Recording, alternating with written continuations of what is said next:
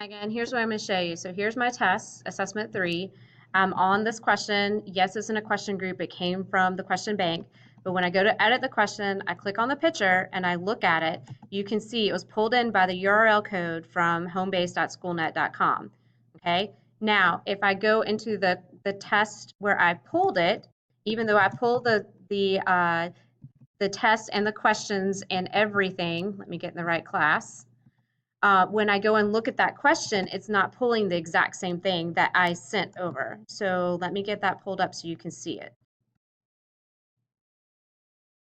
So when I'm in the class and then I go to assessment 3 that we pulled over, and not only did I pull over assessment 3, I pulled over the test banks and the outcomes. I pulled everything, and now they're in there multiple times.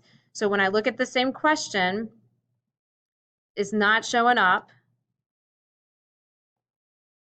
And then when I go in to troubleshoot a question, so here's the question, and I look at it and I highlight the image placeholder, it shows that it came just from the course files back from a course, not even the right course, but not the correct direction. If I go and copy and paste that, it doesn't go because it's in a group. So I can go back to the to the test bank and fix it, but then I have to keep doing it over and over again. And shouldn't it pull the same thing since I pulled the test bank and the questions and the outcomes? That's our question.